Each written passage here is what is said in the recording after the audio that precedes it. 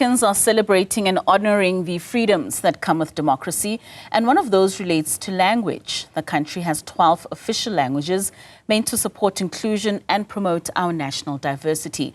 To discuss this, I'm now joined by Suri Tsholetsane, who is the communications manager at Nal'ibali Suri. Thank you so much for joining us, Suri, this afternoon. A very happy Freedom Day to you. Just talk to us about the freedoms of language and why it's so important in today's society.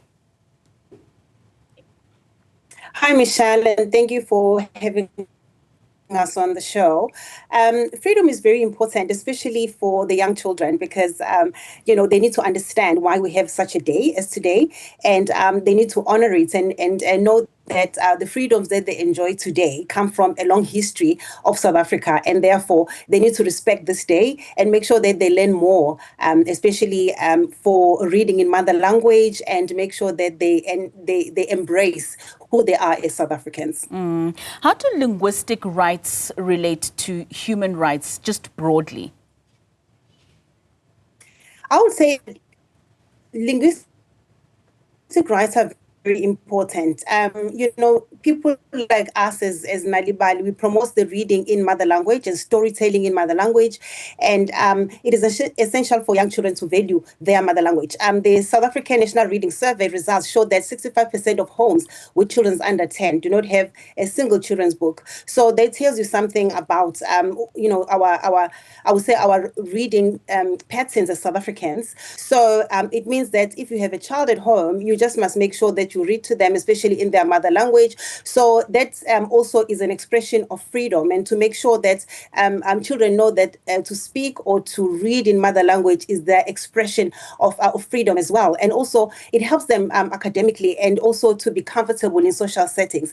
We see that in children, as Nal'ibali work with children, so children gain a lot of confidence, when they speak their mother language. So we need to promote the fact that their freedom comes from knowing who they are, and this is how it comes into play when it comes to academics and social settings. Speaking of those academics, Suri, are you finding that there's a correlation, or rather an increase, especially within the academic space, where more subjects are being put in mother language tongue so that young people are able to learn, like you're saying, and the work that you're doing with Nal'ibali, and ensuring that mother tongue is put first for children, and that also transcends in the classroom? Yes, that is very important. I mean, Nal'ibali is all over in South Africa. We are teaching children to honor their mother language, and what we've seen is that there's been a huge improvement in academics, especially at a young age, because that's where the source is. That's where children must be taught more when they are still younger, and also in their social setting, they become very confident, like I said, and become more assertive. And when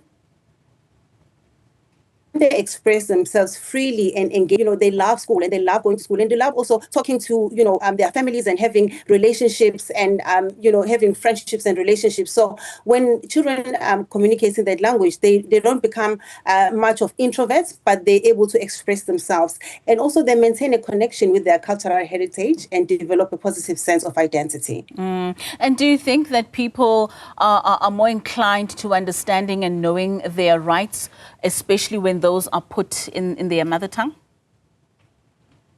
Yes, absolutely. Because first of all, they understand them more, and they're able also to ask critical questions, because with the rights that are put forward in front of you, we want children to ask questions. Also, ask when we interact with children, we make sure that it's not a one-way communication. They ask their questions, and especially when we send our story speakers at schools, they're very confident to speak to them. So I'd say that yes, it's very critical, because it ensures that children are confident and they're able to ask critical questions that are being put to them. How can technology be used to support language rights, as well as just that access to information, especially within our mother tongue? Language is very important. Technology is very important, especially because we can see that mostly young children are all over social media, and they access I will say things digitally. That's why us as Nal'ibali, we have digital digital stories that go up on radio, they go up on our internet and spaces where children can reach. So it's very important to use digital platforms to communicate in mother language, especially because we see that most of digital platforms are in one particular language, or so we just want to make sure that also those children that can communicate in other languages, other 12 languages in South Africa, can be able to access those digital spaces. So that's very important. It certainly is, and it's very important for us to find different ways in preserving our languages, especially in a country like South Africa that has so many of them. Thank you so much for your time and for joining us. That is Suri Tsholetsane, who is the communications manager at Nal'ibali.